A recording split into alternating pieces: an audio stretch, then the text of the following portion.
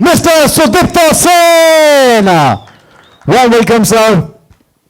And जैसे कि मैंने आपसे पहले भी कहा था कि केरला स्टोरी ने तहलका मचाया और अब बस्तर द नक्सल स्टोरी तबाही मचा रही है कि नहीं? So yes, Sudipta sir, we would really want to know again, your inspiration behind bringing this story to life, Basta the Naxal story. सबको नमस्कार। मेरी इंस्पिरेशन आप सब है, इसलिए कि मैं कोई बनावटी बातें नहीं कर रहा हूँ। सीरियसली सही मायने में आप लोगों को अगर साथ नहीं मिलता तो केरला स्टोरी इतने बड़ी फिल्म नहीं होता। केरला स्टोरी 2023 की अनप्रेसिडेंटेड ब्लॉकबस्टर था। वुमेन सेंट्रिक फिल्मों में इंडियन सिनेमा की हिस्ट्री में सबसे बड़ी फिल्म था। तो जब केरला स्टोरी जब बन के तैयार था और पहले बार आप लोगों के सामने हम आए और अगले दिन जो रिपोर्ट्स आए न्यूज़पेपर में बहुत डिप्रेसिंग था। हमें लगा था कि शायद हमने सही डिसीजन नहीं लिया। हमें लग रहा था कि एक बहुत बड़ा देश के खिलाफ एक साजिश जो रचा गया था उसको एक्सपोज करने के बाद हमें बहुत सपोर्ट मिलेगा। लेकिन पहले 2 दिन इतना ज़्यादा ल्यूकवार्म सा एक रिस्पॉन्सेस था। लेकिन जब आप लोगों ने सब फिल्म देखे और उसके बाद जिस तरह सपोर्ट आप लोगों को मिलता गया, भारत की हर कोने में हम गए, मतलब मैं आप लोगों को अगर वो एक्सपीरियंसेस बताते जाऊं तो मुझे ये आज पूरे समय इसमें लग जाएगा कि क्या क्या हम लोगों ने लोगों के अंदर मैडनेस देखा, लोगों के अंदर एक रॉ इमोशन देखा। मतलब और ये मालूम है कि ये आप लोगों की सपोर्ट के बिना, आप लोग अगर हमारी फिल्म के बारे में नहीं लिखते, नहीं अच्छे बातें करते तो केरला स्टोरी इतने बड़े सक्सेसफुल नहीं होता। ये इसमें हमें मुझे कोई हेजिटेशन नहीं है ये बोलने के लिए कि आप लोग हमारी केरला स्टोरी की ब्रांड एम्बेसडर थे। आप सब अब आए बस्तर। जब केरला स्टोरी इतने बड़े सक्सेसफुल हुआ और विपुल जी के साथ जब हम एक साथ 2-3 फिल्म बनाने के लिए एक प्लान कर रहे थे तो हमें इमीडिएटली लगा कि बस्तर की ये सही कहानी बताना चाहिए।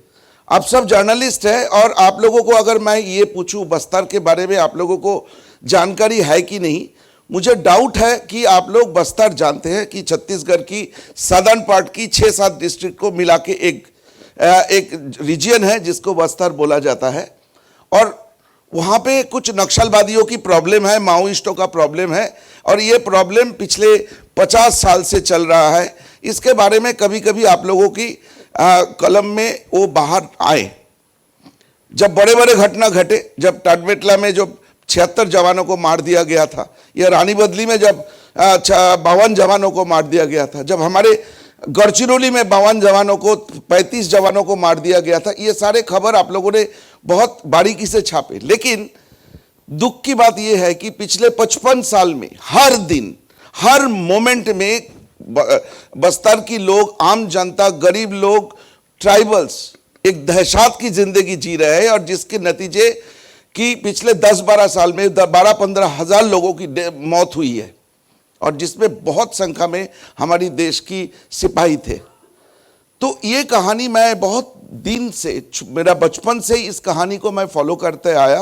आप समझ गए, आप जानते हैं मेरा बैकग्राउंड बंगाल है और ये मूवमेंट की आइडियोलॉजी सबसे पहले हमारी देश में बंगाल में आया था। तो मैं बारीकी से इस आंदोलन को फॉलो करता गया और जब पूरे इंडिया से इसको छोटे होते होते सेंट्रल इंडिया की बस्तर को सेंटर करके ये फैलता गया, तब जाके मुझे लगा कि इसके ऊपर मुझे फिल्म बनाना चाहिए। इसलिए कि ये जो साजिश बस्तर के अंदर एक देश की सबसे बड़े साजिशों में एक साजिश रचा गया जिसके लिए 50 से 55 हज़ार लोग पिछले 55 साल में जान दी, बंगाल से लेकर केरला तक। इसकी कहानी बोलने का सही समय आया। तो मेरे सारे बातों पे जो भी आप लोगों को जानना है, आप ट्रेलर देखें, सॉन्ग रिलीज के बाद जो भी सवाल है आप करते रहिएगा, हम उसके जवाब देंगे। लेकिन एक बात मैं आपको बता दूं, केरला स्टोरी हमारे लिए कोई पॉलिटिकल एफर्ट नहीं था। हम पूरे फिल्म में एक प्रॉब्लम को डिस्कस किया था, एक मैनिपुलेटिव कन्वर्शन के बारे में डिस्कस किया था जिसकी तीन लड़की की कहानी के जरिए हमने हजारों लाखों लड़कियों की कहानी बोलने की कोशिश की। वो तीन लड़की में एक लड़की अभी भी अफगानिस्तान की जेल में है। एक लड़की जो खुदकुशी की थी उसकी माँ बाप आज भी जस्टिस के लिए वेट कर रहा है। एक लड़की जिसके साथ बार बार रेप हुई है, वो लड़की भी आज जस्टिस के लिए वेट कर रहा है, जो फिल्म की एंड में आके ये तीनों लड़की कैमरा के सामने, हमारी कैमरा के सामने बोलते हैं। तो ये एक इंसानियत की जर्नी था हमारे लिए, ये केरल की कहानी बोलना। एग्जैक्टली सेम वे बस्तर में हम उन लाखों लोगों की कहानी बोलने की कोशिश की, जिनमें से कुछ आवाज आज आप सुनेंगे, जो आए हैं बस्तर की गांव से 2 दिन 3 दिन जर्नी करके वो लोग पहुंचे हैं। उनमें से ज़्यादातर आज पहले बार हवाई जहाज में चढ़े हैं। ऐसे लोगों के सामने उनकी फैमिली की कोई ना कोई जान दिए हैं इस दहशत में, इस वायलेंस में। तो आज की स्टार वो लोग हैं। तो बस्तर भी सिमिलरली इस देश के लिए हमारी एक गिफ्ट है कि हम चाहते हैं हर इंसान को बस्तर के बारे में पता चले, और बस्तर की लोग ये ना सोचे कि हम अकेले हैं। दिल्ली या बॉम्बे में बैठ के लोग हमारे बारे में नहीं सोचते हैं। जो उनकी धारणाएं बहुत दिन से था, आज भी है। हमारी फिल्म, हमें आशा है कि इस धारणा को तोड़ेंगे और ये बताएंगे कि पूरे देश उनके साथ है। नमस्कार। बहुत खूब sir. Sir as a challenges कुछ नहीं था। जिस फिल्म की प्रोड्यूसर विपुल अमृतलाल शाह है, चैलेंज नहीं मिलता है। क्या बात है। I think this is the best the producer and director जोड़ी। सो आई थिंक ये बहुत अच्छा जवाब दिया आपने। वेल और भी बहुत सारी बातचीत है वो हम करना चाह रहे हैं, मगर now ladies and gentleman, of course we have all been waiting for one the lovely star cast. Give it up ladies and gentleman for this powerhouse of talent who has given the spectacular Kerala Stories. Warm welcome, Ada. And of course, after looking at the trailer, we can't really believe it's the same Ada Sharma, because you've given, goosebumps, literally, as I said, chills down the spine. So, एक सवाल जो हर कोई जानना चाहेगा, हर एक भारतीय नागरिक जानना चाहेगा कि अदा शर्मा को आखिर नीरजा माधवन बनने के लिए इन बस्तर द नक्सल स्टोरी किस चीज ने इंस्पायर किया, एंड किस तरह से आपने तैयारी की इसको बखूबी बड़े पर्दे पर निभाने के लिए? नमस्ते, thank you all for coming here. And पहली बात तो बहुत सारे लोग मुझे बोलते हैं कि हॉरर मूवी करो, अभी मैंने किया है तो आप प्लीज़ जाके देखो। ऑफ कोर्स मैंने जो पहले हॉरर मूवी किया था वो फिक्शनल था, ये रियल लाइफ पे है।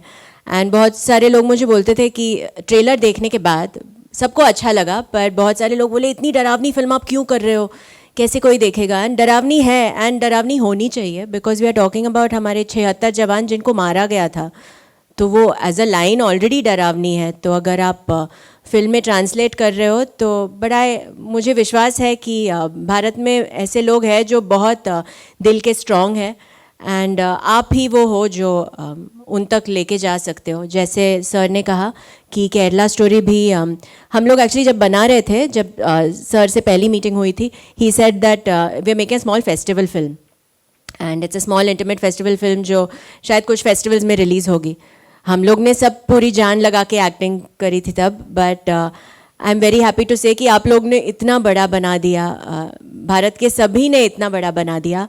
And with Bastar, I remember Kerala story का पहला दिन आई वॉज देयर, एक रूम में हमारा शूट था, वो जेल का सीक्वेंस, एंड मेरे सामने 3 लोग थे। बस्तर में मैं पहले दिन गई एंड 150 एक्टर्स थे सेट पे, तो या तो सब नहीं आ पाए, of course we wouldn't fit on the stage. मैं रिप्रेजेंट कर रही हूँ all the actors who are not present here.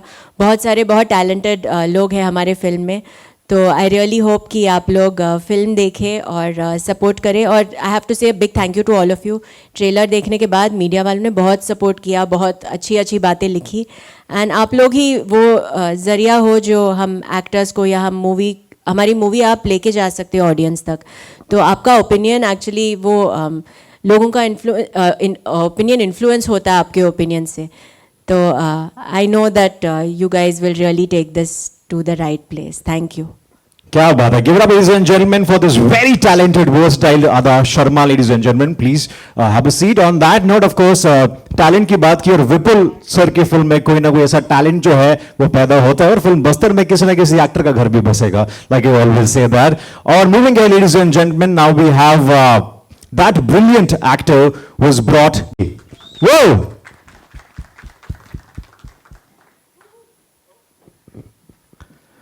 Well, welcome, Indira. And what really, everybody wants to know that what really inspired you to be part of this project, Basta the Naxal story? सबसे पहले तो सभी का धन्यवाद, आप लोग यहाँ पर आए और जो बात आपने मुझसे पूछी, जब मुझे बस्तर के लिए बात की गई, मुझे बुलाया गया और मैंने सुना बस्तर पे फिल्म बन रही है, तो सबसे पहले बोलते हैं ना कि मैंने जब चीज़ें सुनी, मैंने जब चीज़ें पढ़ी, मेरा सबसे पहला ऐसा बोलते हैं ना आपका मन हो जाता है, मतलब मैं तो अगर मैं भोपाल में जन्मी हूँ और मुझे मेरे ही हक नहीं मिले, मैं किससे जाकर बोलूँगी? पहले अपने परिवार से, बिल्कुल। फिर अपने लोगों से। क्या करूँगी? ज़िद करूँगी, कोशिश करूँगी, लड़ूंगी, नहीं होगा तो क्या होगा? हेल्पलेस फील होगा। मैं सोच रही हूँ कि कुछ लोग जो बस्तर में रहते हैं, उन लोगों को उन्हीं के हक नहीं मिल रहे हैं। एक आम जिंदगी जीने की जद्दोजहद में वो लोग क्या क्या मतलब फेस कर रहे हैं, कितने पेन से होकर गुजर रहे हैं। और as person, as an artist, मुझे इन सब चीज़ों से मैं वाकिफ़ नहीं थी। तो जब बस्तर की स्क्रिप्ट मैंने पढ़ी, तब मुझे अंदर से लगा कि अगर मैं ये बात का हिस्सा नहीं बन पाई, अगर मैंने ये बात आगे बढ़कर नहीं कही, कलाकार होने के नाते मेरा दायित्व बनता है कि मैं अपने कला से, अपने आर्ट से आगे बढ़कर कुछ चीज़ सोसाइटी में दे सकूँ। तो बस्तर वो चीज़ थी जो मेरे अंदर से ऐसे पहला इंस्टिंक्ट आया कि नहीं यार, ये करना है। कई माओं की कहानियाँ बतानी है, बस्तर में क्या हो रहा है वो बताना है। और कैसे बता सकते हैं? इससे अच्छा ज़रिया नहीं हो सकता, क्योंकि आपको बोलते हैं ना, सच बोलने के लिए आप दो बातें सच कहते हैं, कोई ज़्यादा लोग नहीं सुनना चाहते। तो हर चीज़ में मिलावट होने लगी है, पुराना ज़माना जा चुका है। पहले चीज़ें बहुत प्योरिटी से मिलती थी, अब नहीं मिलती हैं। तो अगर इतने बड़ी चीज़ का हिस्सा अब बन सके तो इससे खुशी की बात क्या हो सकती है? Absolutely, बखूबी, बहुत उम्दा कहा, जोरदार तालियां हो जाए ladies and gentlemen for this talented actress Indira Tiwari. इनकी स्पीच में इतना दम है तो मुझे लग रहा है कि फिल्म के जो कैरेक्टर में कितना दम होने वाला है। We can't just wait for 15th of March. And yes, of course, because we here for the song launch, तो मैं चाहूंगा on that note, नक्सली हिंसा में गई है और ये सारे सिक्योरिटी ऑफिसर्स किसी न किसी फोर्स के साथ जुड़े हुए हैं। और हमें लगा कि क्योंकि हमारा ये जो गाना है ये एक ट्रिब्यूट है हर माँ को, हर फैमिली मेम्बर को जो अपने बच्चों को खोते हैं, एक माइंडलेस वायलेंस का जो सिलसिला चल रहा है उसमें आप सोचिए कि पाकिस्तान के 100 के करीब जवान खोए हैं, लेकिन देश के अंदर हमारे ही देश के लोगों ने हमारे देश के 15,000 से ज़्यादा सिक्योरिटी ऑफिसर्स को शहीद किया है। तो ये गाना जो है ये हम चाहते थे कि इनको बुला के इनको समर्पित करें और इनके थ्रू हर उस सिक्योरिटी ऑफिसर के फैमिली को समर्पित करें जिन्होंने किसी न किसी को खोया है। So please let them come on the stage and we are going to go off the stage. गाना इसके बाद हम प्ले करेंगे 2 बार। आफ्टर दैट कुछ कहानियाँ ये लोग नरेट करेंगे। प्लीज तालियां मैं चाहूंगा कि सभी मीडिया फिगर जोरदार हो जाएं, बिकॉज ये छत्तीसगढ़ से स्पेशली हमारे लिए आज यहाँ पे मौजूद हुए हैं। इन सब के लिए बहुत मुश्किल घड़ियां रही हैं, तो हम 2 बार गाना प्ले करेंगे और उसके बाद हम कुछ कहानियां सुनेंगे इन्होंने क्या झेला है। And then of course if you have any questions for any of us, please आइए, प्लीज बैठिए। Can we have the song please now once everybody seated. आशिन बिठा दीजिए।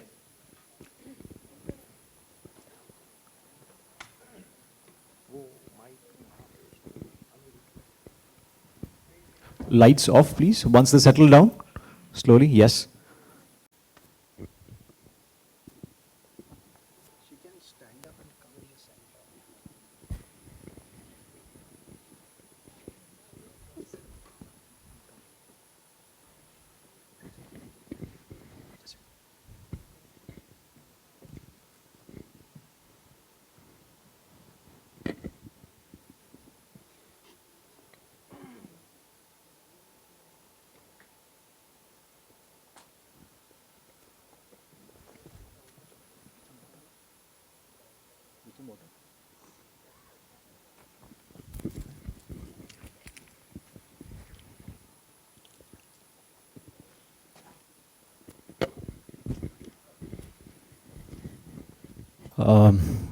Of of course, you know, it's a very emotional moment for Jessica, and it's given us goosebumps and made everybody speechless. So.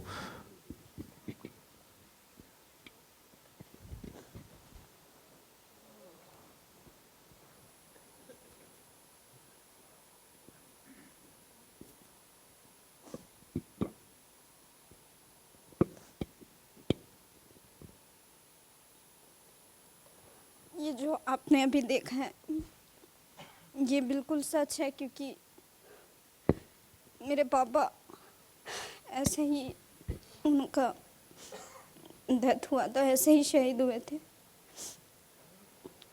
वो उस दिन रविवार था और it was a holiday, और वहाँ ऑफिस से फ़ोन आता है कि जवानों को इकट्ठा करो क्योंकि नक्सलियों ने गांव के लोगों को बंदी बना कर रखा हो। तो वो सारे लोग इकट्ठे हुए और नक्सली ये जानते थे कि अगर गांव लोगों को अगर हम बंदी बना कर रखेंगे तो ये लोग भागकर ज़रूर आएंगे उनको बचाने के लिए। ये उनका प्री प्लान था। तो उन्होंने क्या किया कि रोड पे ही बहुत बड़ा बॉम्ब को पहले ही प्लान करके रखे हुए थे। जैसी गाड़ी पार हुई है वो बॉम्ब ब्लास्ट में उड़ा दिया उन्होंने गाड़ी। उस दिन 23 जो थे मेरे पापा भी थे उसमें वो शहीद हुए। और ऐसे हम पुलिस लाइन में रहते थे जो बहुत ही पास था, और पुलिस लाइन को कांटेक्ट करना बहुत आसान था क्योंकि उस वक्त पे टेलीफोन्स वगैरह नहीं हुआ करते थे। ये बात 2000 की है। तो उस वक्त जो पास में होते थे उनको जल्द से बुलाया गया और वो लोग गए, और उस रोज़ जो है पूरे घर में लाशों से भरा हुआ था वो पूरा कॉलोनी। और बॉम्ब ब्लास्ट में कईयों के बॉडी पार्ट्स भी नहीं मिले थे। तो ये जो दिखाया था एकदम ताज़ा हो गया था, इसलिए I could not control, I got very overwhelmed. I am sorry, but I am glad कि आपने ये बनाया है। आई एम वेरी थैंकफुल कि वाकई में जो हमारा बस्तर का जो जवान है, जो सहते हैं, जो जबकि नक्सली एक भारतीय ही है और अपने ही लोगों को वो लोग ऐसे मारते हैं। और हमारे देश मतलब हमारे जवानों को भी ये सम्मान मिलना चाहिए। और ये स्टोरी से आप जानिए कि सच में ये सच बात है, ये झूठ बिल्कुल भी नहीं है, क्योंकि ये हमने देखा है, हम पे बीती है ये बात। तो मैं बस इतना बोल के समाप्त करना चाहूँगी। Thank you Jessica. हमारे साथ जीरम हमले में शहीद जवान की बेटा 5 है, तो मैं चाहूँगा कि आप प्लीज़ कुछ शब्द हमारे साथ शेयर करें।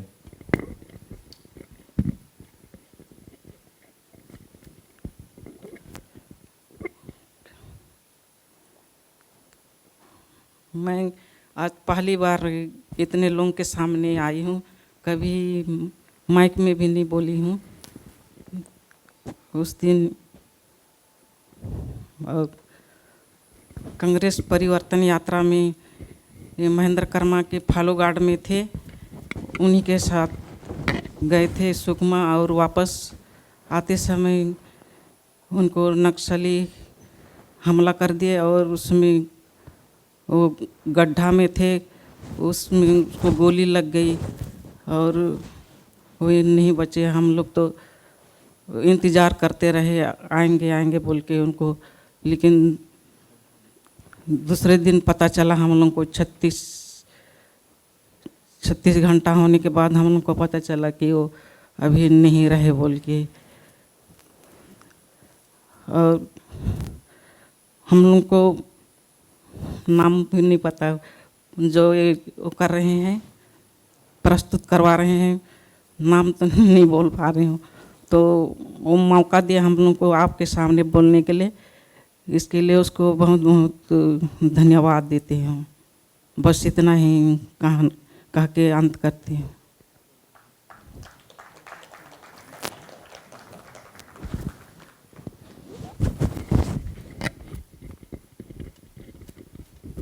धन्यवाद। शहीद संतोष कुमार पाठक जी के परिवार से मैं चाहूँगा कि प्लीज़ मंच पे आ जाएं।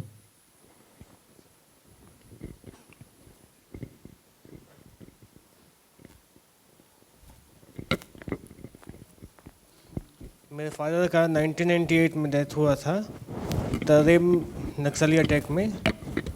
वो मेरी मम्मी उस दिन करवा चौथ का व्रत कर रहे थे। उस दिन पापा का छुट्टी का डेट रहा, पर उनको कहीं ट्रक लेके जाना पड़ा, व्हीकल लेके जाना पड़ा, और आर्मी को लाने का था कहीं से। गए, जाते समय तो कुछ नहीं हुआ, आते समय जब आर्मी को लेकर वापस आ रहे थे तो उनका ब्लास्ट में डेथ हो गया। Thank you.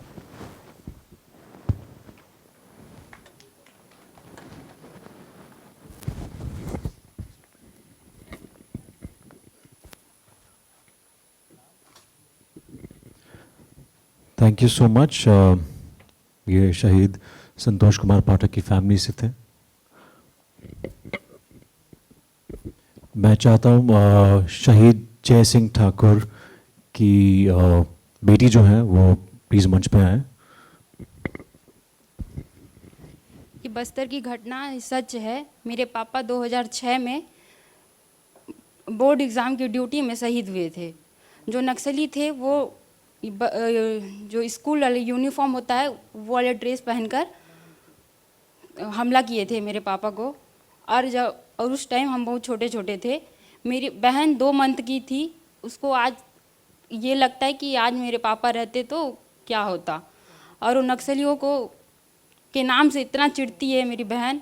आज वो मिल जाए तो मैं उनको क्या करूँगी ऐसा सोचती है। बस मैं यही बोलना चाहती हूँ।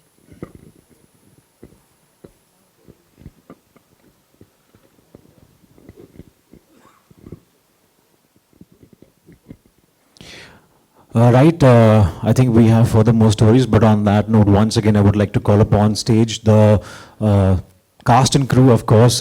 Firstly, Vipul sir, please come on stage. Ada Sharma, captain of the ship, Sudipta Sen sir. Writer Amarnath. A music composer, Bishak, once again to come on stage. Indra Tiwari. Ashin Shah.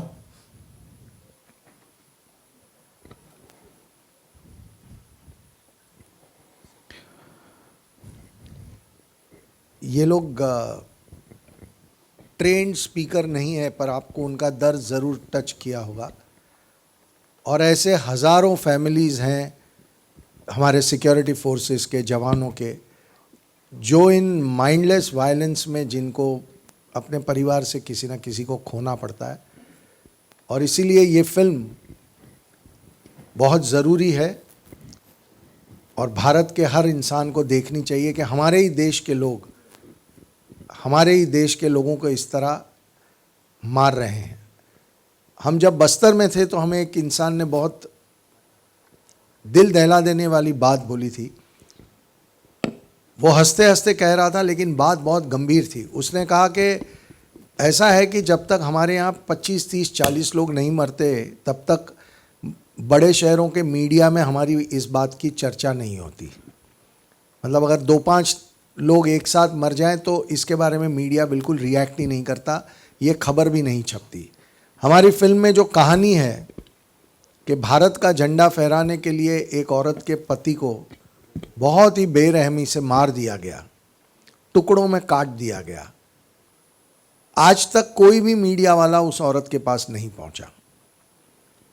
तो ये एक क्यों, और इसका एक सबसे बड़ा reason ये है कि एक नैरेटिव बिल्ड जो किया गया है कि ये नक्सली जो हैं ये अच्छे हैं, ये जो हैं वो गरीबों की मदद करते हैं। आपने देखा कैसे लोगों की ज़िंदगियां तबाह हो रही हैं, अपने फैमिलीज टूट रहे हैं, और इनको अच्छा दिखाने की साजिश जो चल रही है डेकेड से, उसे इस फिल्म में हमने एक्सपोज करने की कोशिश की है।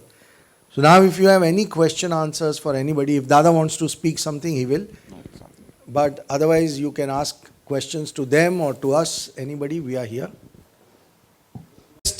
एक्शन डायरेक्टर को लेके आए थे जिन्होंने कांतारा और केजीएफ जैसे सक्सेसफुल फिल्म की एक्शन डायरेक्शन की है। तो हमने टेक्निकली इस फिल्म को सबसे बेहतरीन बनाने की कोशिश की है और मेरी दावा है कि हमने बनाया। और भाई साहब प्लीज जो गैलरी में बैठे हैं, मेरी रिक्वेस्ट है, ये जिम्मेदारी आपको भी बनता है क्योंकि आप और हमारी रिलेशनशिप ही इस एंटरटेनमेंट इंडस्ट्री को जिंदा रखते हैं। क्या बात है। तो ये फिल्म की एम्बेसडर हमने बना दिया, इसको सबको दिखाना है, ये आप लोगों की जिम्मेदारी है, मुझे और कुछ नहीं बोलना है। Thank you, sir. Such a passionate reply that was.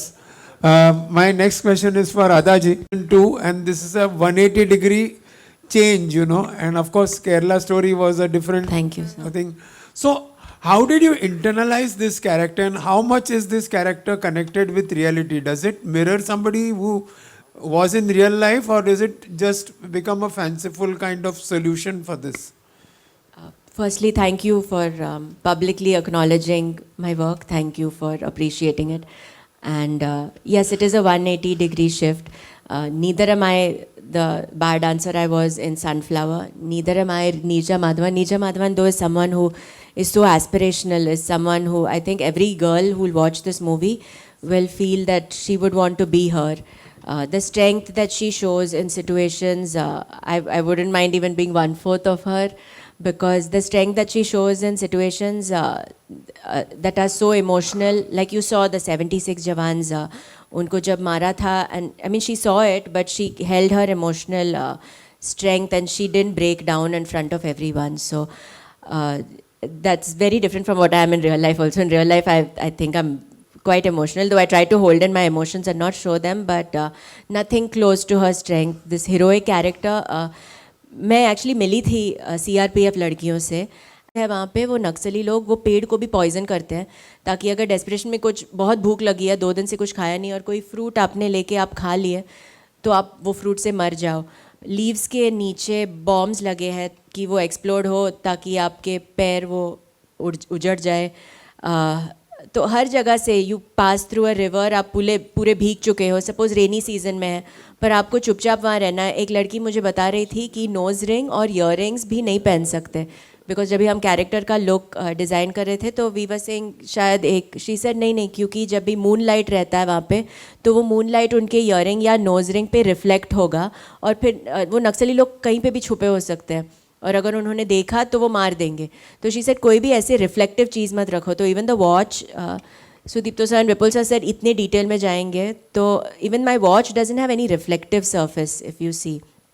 So we worked a lot on the character, but again I can't I mean nothing to what these girls do in real life.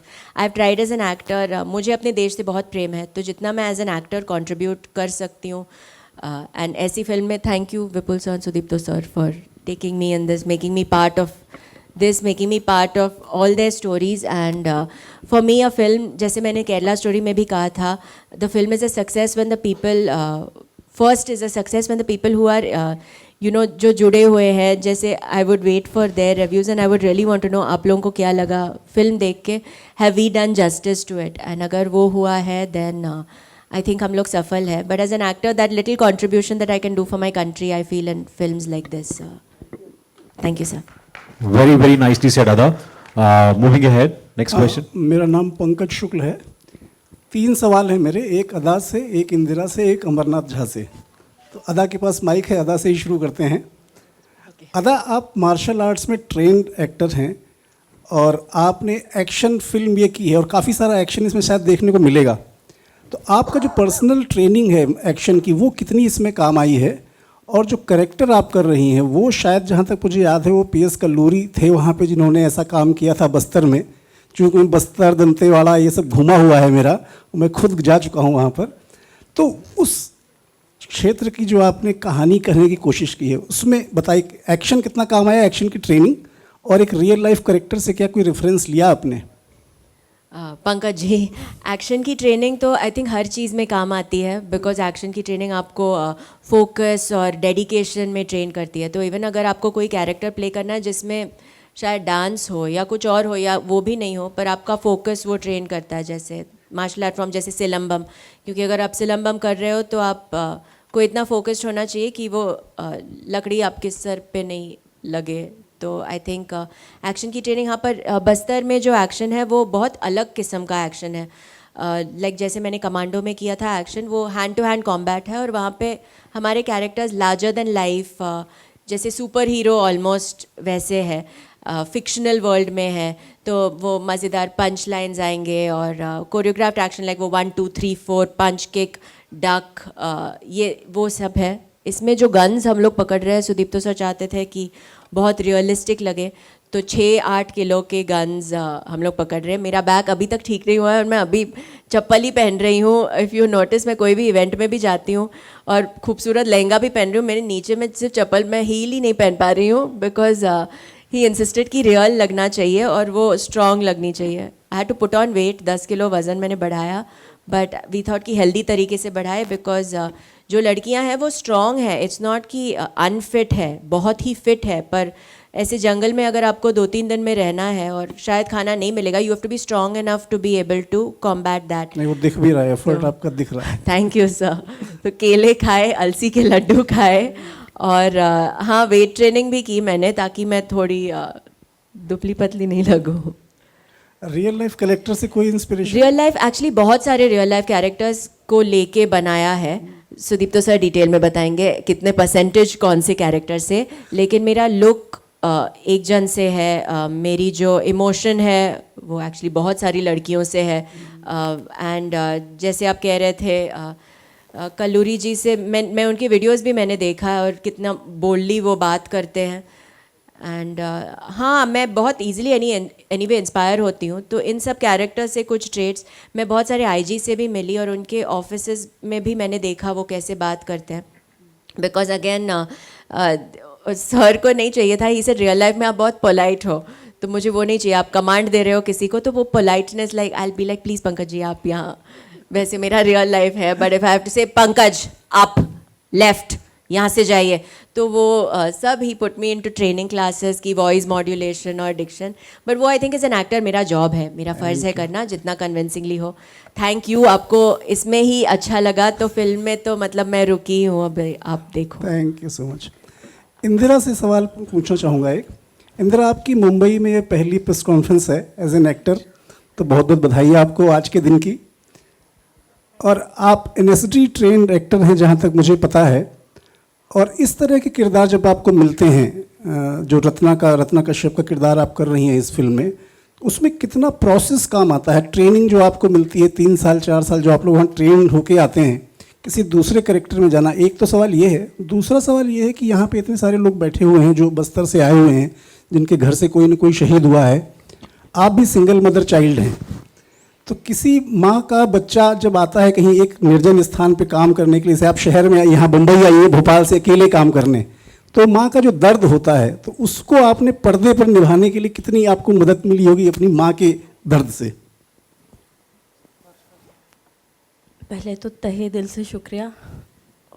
दूसरी बात, जो प्रश्न आपने मुझसे किया पहले प्रश्न पे, तो कि NSD के 3 साल से पहले मैं 2001 से भोपाल में थिएटर ही करती आई हूँ। मैं बचपन से थिएटर किया है, तो आप हर चीज़ सीखते हैं, कुछ चीज़ें उसमें से लेते हैं, कुछ चीज़ें छूट जाती हैं।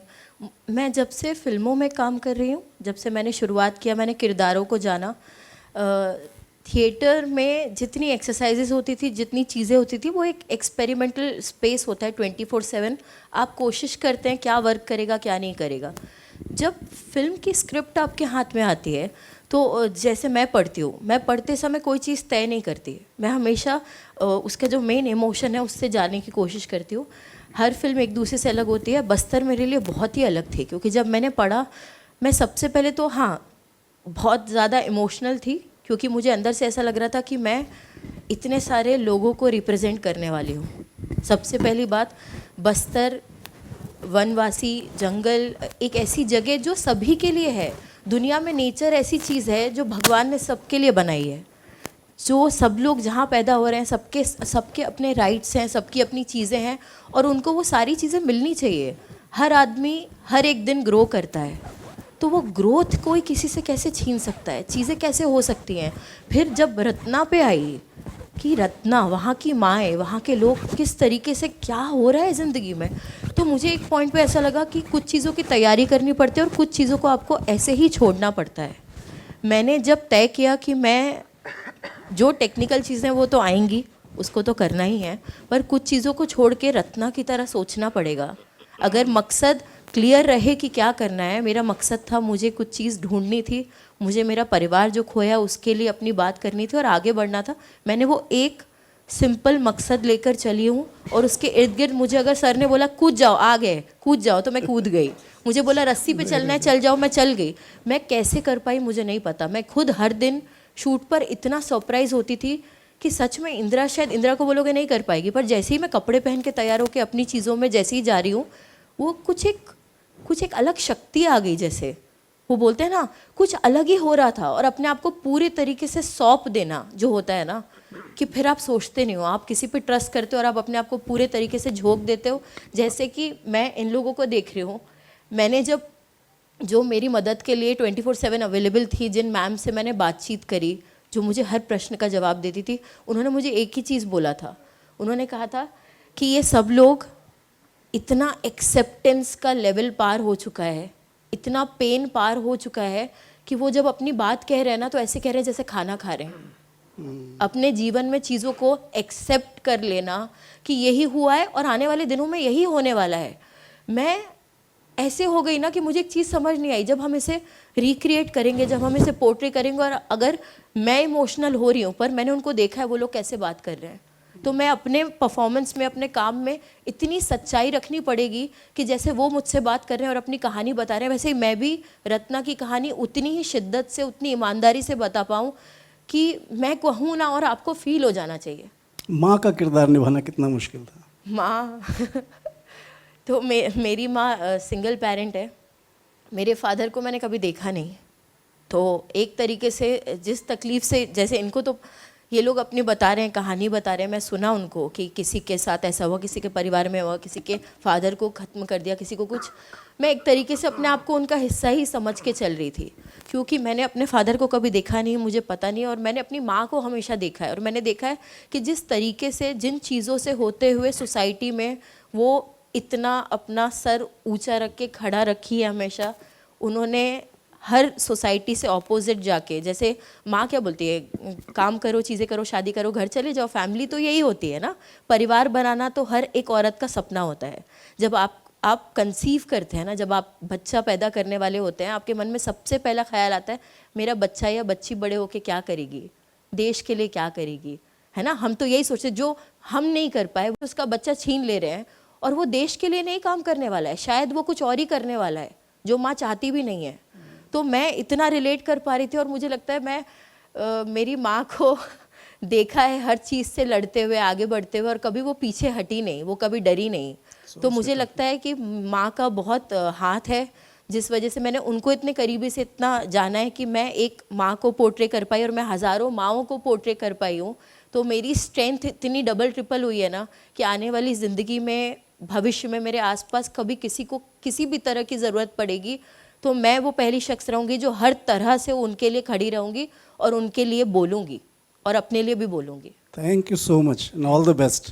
Thank you. हेलो, एक थैंक यू विपुल जी के लिए भी है कि बहुत दिन बाद कोई प्रेस कॉन्फ्रेंस हो रही है जिस और वहाँ के बचपन की बात करें तो काफ़ी लोग डर जाते हैं। अभी हाल ही में, मैं अपने सवाल पे आता हूँ, हाल ही में बिलासपुर में एक बीजेपी लीडर मरे गए, और उसके बाद लोकसभा इलेक्शन को मद्देनजर रखते हुए 43 बीजेपी लीडर्स को Y+ सिक्योरिटी दी गई है। सर, आपको नहीं लगता कि गवर्नमेंट को इन फैमिलीज को Y+ सिक्योरिटी की ज़्यादा ज़रूरत है, उस 43 बीजेपी लीडर्स को नहीं?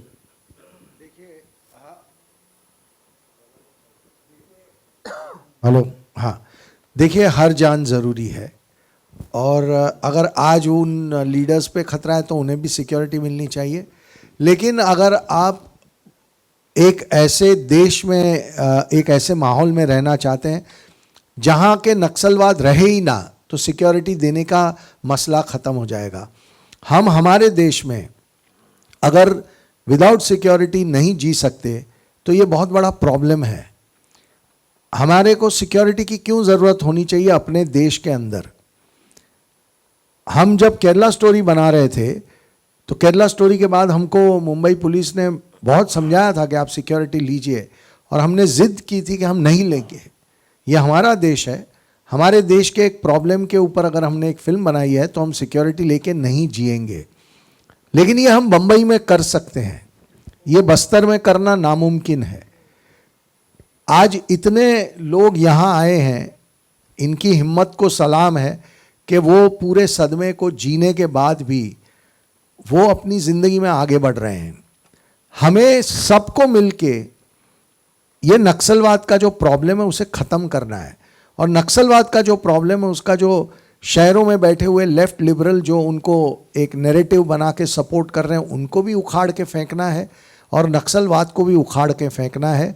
हम ये चाहते हैं कि बस्तर शहर देश की मुख्य धारा में उस तरह आए जैसे कभी वहाँ नक्सलवाद था ही नहीं। वहाँ कभी कोई एक भी जिंदगी जानी नहीं चाहिए, किसी एक इंसान की जान भी नहीं जानी चाहिए इस माइंडलेस वायलेंस में। तो कोशिश हमारी सबकी ये होनी चाहिए, और इसीलिए ये फिल्म हमने बनाई है, क्योंकि 90% लोगों को इस प्रॉब्लम का पता ही नहीं है। तो हम चाहते हैं कि ये देश देखे इस फिल्म को, और हम सब मिलके कोई ऐसा एक्शन बनाएं कि नक्सलवाद को वहां से हम जड़ से उखाड़ के फेंक दें। विपुल जी हेलो।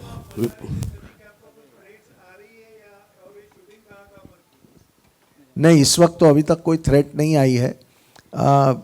हम अक्सर कहते हैं कि जैसे सुदीप्तो दादा ने भी कहा कि हमको केरला स्टोरी के वक्त झूठा ये वो कहने की बहुत कोशिशें की गई, सब कुछ हुआ।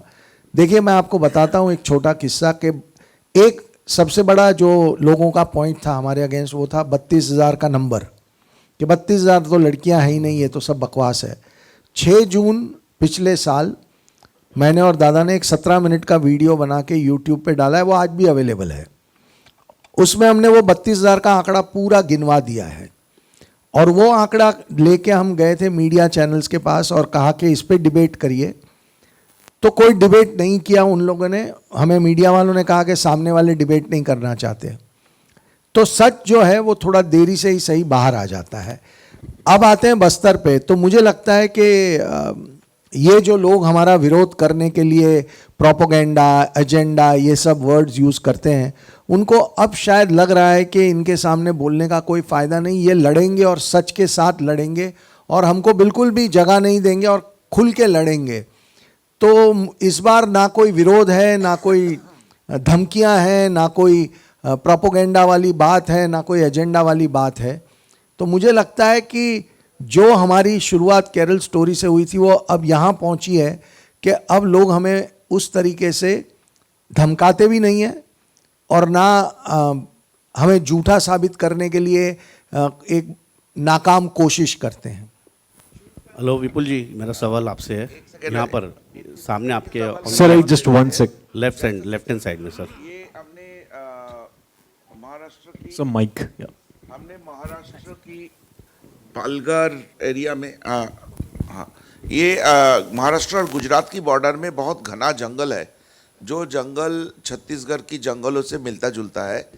तो हमने ज़्यादातर शूट वहाँ पे किया, और महाराष्ट्र की एक्सट्रीम ईस्ट में गढ़चिरौली करके एक डिस्ट्रिक्ट है, उस गढ़चिरौली डिस्ट्रिक्ट में हमने शूट की। तो दुख रह गया कि हम बस्तर में जाके शूट नहीं कर पाए, कभी कर लेंगे। फिलहाल तो यही था। सर जी हेलो विपुल जी सर एक छोटा सर 1 सेकंड या प्लीज। हाँ सर, काफ़ी अच्छा ये जो बस्तर आपने सब्जेक्ट उठाया, इससे पहले भी आपने सब्जेक्ट उठाया था और मैं आपको सैल्यूट करता हूँ कि ऐसी फिल्में बननी चाहिए। मगर इस देश में कुछ फंडिंगें हैं, फंडिंग आती है आतंकवादियों के, नक्सलवादियों को कहाँ से फंडिंग होता है सर? ये ऐसा कुछ आपने सब देखिए,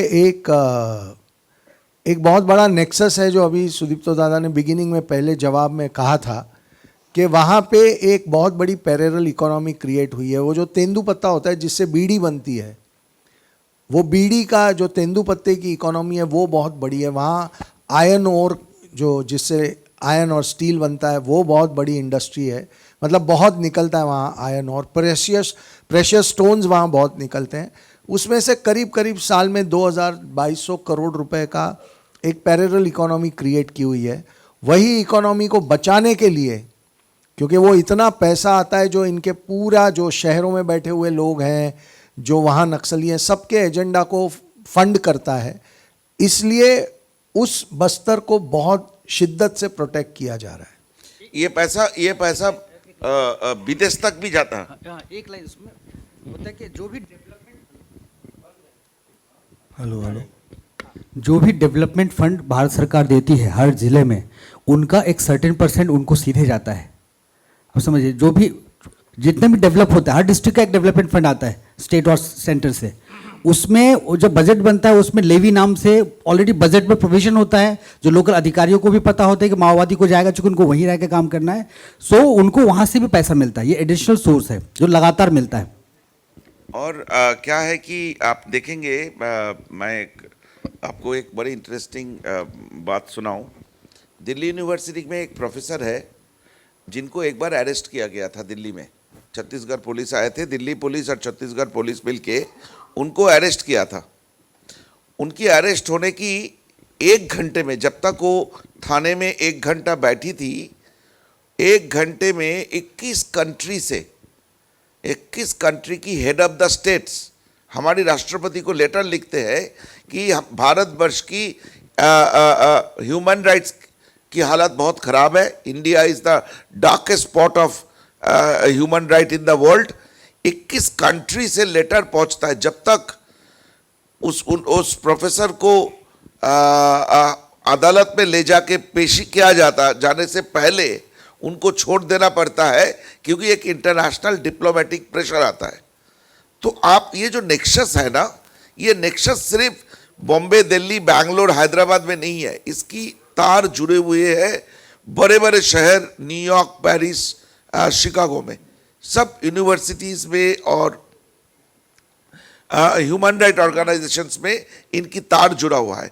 हमने हमारी फिल्म में उसको कुछ ये इतने बड़े एक विषय है, इतना डिटेल में नहीं जा पाए, बट लॉजिकली हमने इनकी एक इंफॉर्मेशन हमारी फिल्म में हमने डील किया है।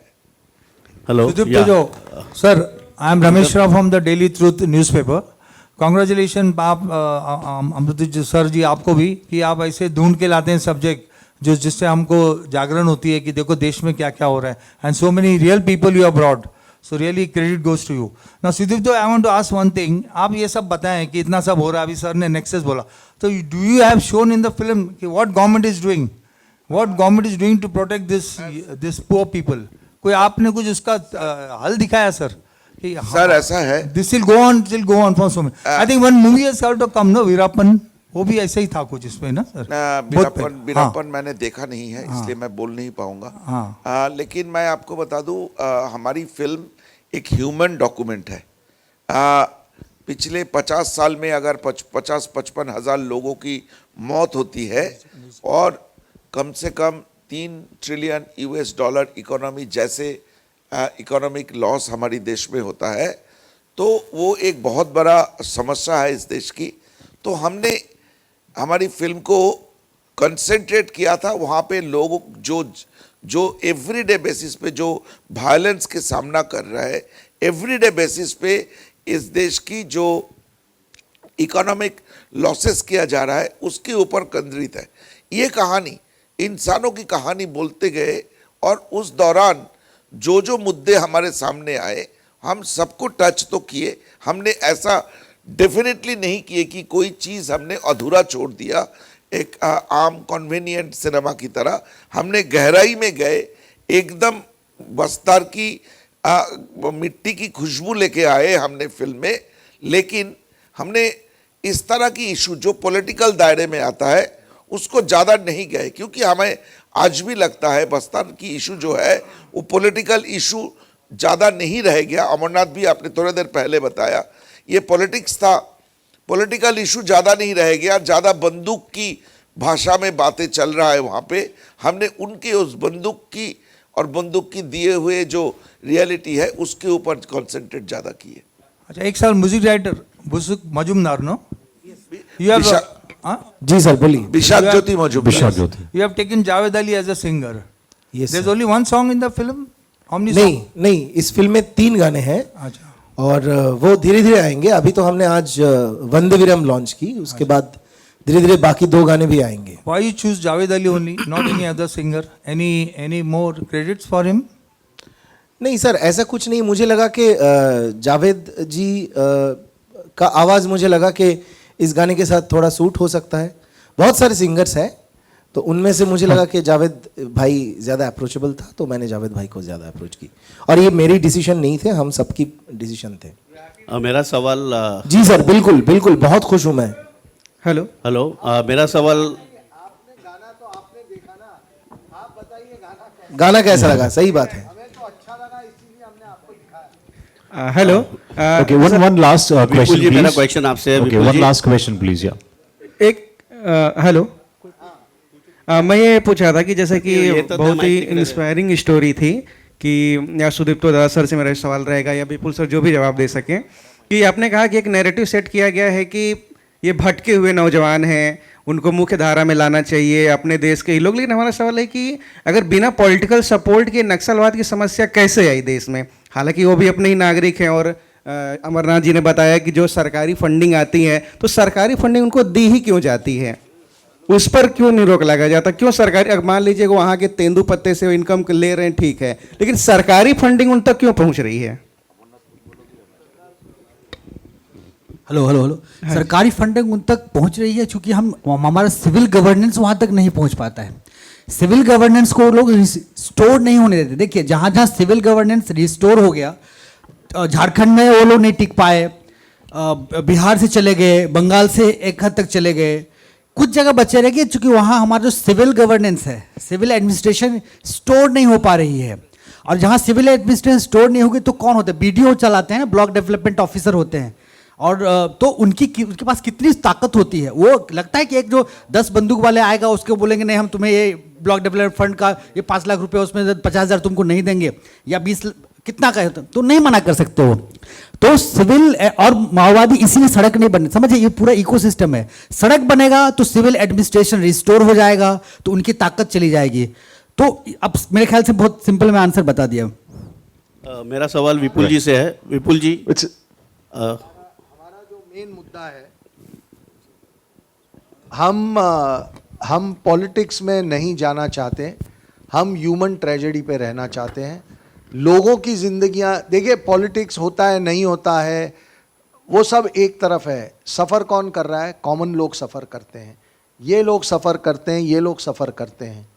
तो कहानी जो है वो इनकी होनी चाहिए। इनका पेन कब आएगा लोगों के सामने? हम अक्सर पॉलिटिशियन को गाली दे के बोल देते हैं कि ये इशू यहाँ ख़त्म, लेकिन ये जो ह्यूमन ट्रेजेडी है ये लोगों तक आना बहुत ज़रूरी है। मेरा सवाल, Very well said. Thank you so much, sir. I think we are मेरा done एक with it. सवाल है, and we are running out of Vipul time. जी, मेरा एक सवाल है आपसे। Okay, just last one विपुल question. जी, यहाँ पर विपुल जी, जी, विपुल जी, ऑन योर लेफ्ट, हाँ जी, left. One sir, last. Hindi में क्यों और इंग्लिश में वाई? ये मेरा सवाल है आपसे। जब केरला स्टोरी में आपको इतने थ्रेट आए, बहुत कुछ हुआ, ये पूरा देश जानता है, उसके बावजूद अब बस्तर, ये जो again is a kind of controversy, तो you tell me why you again came as a producer? एक तो कोई कंट्रोवर्सी तो हुई नहीं, आपने कहीं पढ़ा हो, नहीं सुना नहीं हो नहीं, तो तो अभी बताइए। आगे चल के तो मतलब यही है कि इट्स वेरी डिफरेंट। देखिए क्या होता है, अगर आप अपने देश से प्यार करते हैं ना, जो मेरी कमर्शियल फिल्मों में भी आपने देखा है कि मैं देश प्रेम मेरी फिल्मों में होता ही है, और मैं व्यक्तिगत रूप से बहुत अपने देश से प्यार करता हूं। तो जब आपके सामने ऐसा एक मुद्दा है जिसमें आप देखें कि हमारे देश के हज़ारों लाखों लोग सफ़र कर रहे हैं, उनकी ज़िंदगियां बर्बाद की जा रही हैं, जान ली जा रही है, एक वायलेंस का एक पागलपन चल रहा है, तो आपको लगता है कि ये अब आपका फ़र्ज़ है। और मुझे लगता है कि केरला स्टोरी के बाद ऐसी कहानियां बोलने की हिम्मत और बढ़ी है, कम नहीं हुई। वैसे हम लोग ज़्यादा डरते नहीं हैं, अगर कोई ऐसा थ्रेट वेट आता है तो उतना फ़र्क नहीं पड़ता, टू बी वेरी ऑनेस्ट। क्या बात। और करना पड़ता भी है। देखिए, हर एक इंसान को अपने देश के लिए थोड़ा बहुत तो करना भी चाहिए। अब आप मुझे बताइए कि हम जो कर रहे हैं वो इनके फैमिलीज़ ने जो सेक्रीफाइस किया उसके सामने क्या है? कुछ भी नहीं है। हम तो सिर्फ उनकी बात को लोगों तक लेके आ रहे हैं। इनके पेन को किसी को तो जबान देनी पड़ेगी ना। तो हम तो मानते हैं कि हम लकी हैं कि हम इनके पेन को लोगों के सामने लेके आ रहे हैं। क्या बात है, जोरदार तालियां। I think thank you so much Vipul sir once again for kind words and the cast and crew. मैं चाहता हूं कि this is a time for follow up, सो मैं चाहता हूं सभी इन लोगों की जो पेन है, इन लोगों का जो दर्द है, उसे आप लोग इतना बड़ा बनाएं कि आगे किसी सिक्योरिटी ऑफिसर या किसी जवान या किसी कॉमन इंसान की जान बस्तर में ना जाए और ये नक्सलवाद हमेशा के लिए ख़त्म हो। इसमें हम सब अपना कंट्रीब्यूशन करें, यही इन लोगों के लिए हमारा सच्चा सपोर्ट होगा। Thank you very much. Very well said, sir. So this is a time for photo op, and of course, the very versatile Ada Sharma is right here. Indira Tiwari, Ashin Shah. ये सब zoom करके आप ही के खींचने वाले हैं, तो दोनों बीच में आ जाए। Sir, requesting थोड़ा सा आप आगे आ जाएं. Yes, yes. It'll be easy for the media members to click the pictures. That's about it, sir. That's it. I hope it's enough. थोड़ा बीच में. So थोड़ा सेंटर में अगर आ जाएंगे आप, I think for their camera angles, it's fine. Works cool.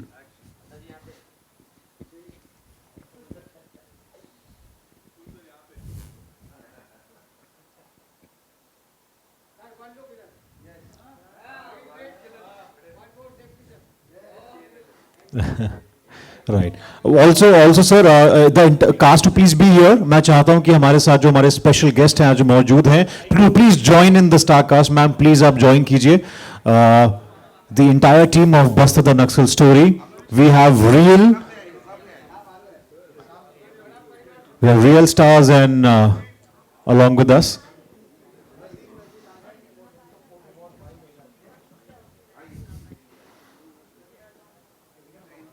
All the family members to please join the team. Ada to please come in between as requested by media.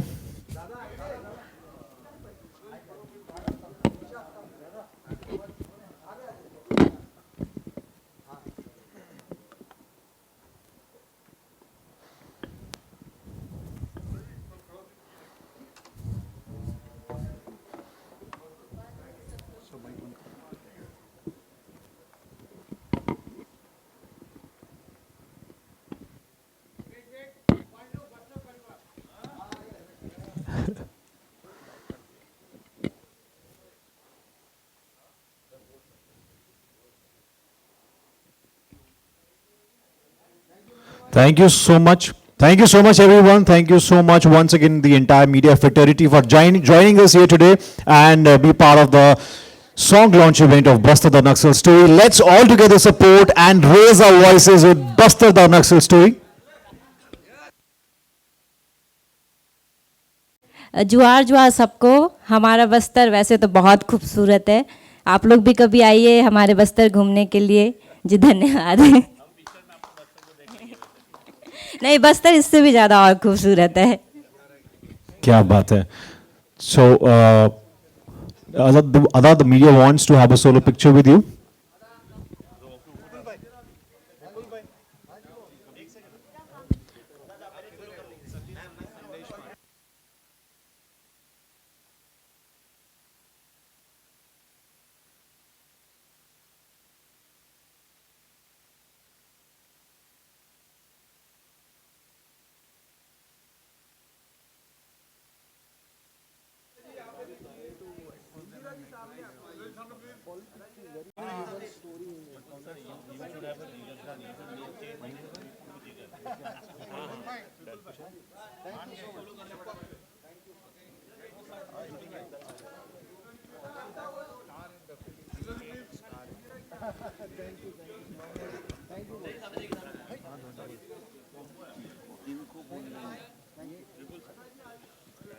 हाय हाय पंकज जी, क्या हाल है? आप super fit हो गए। आ जाइए आ जाइए आ जाइए।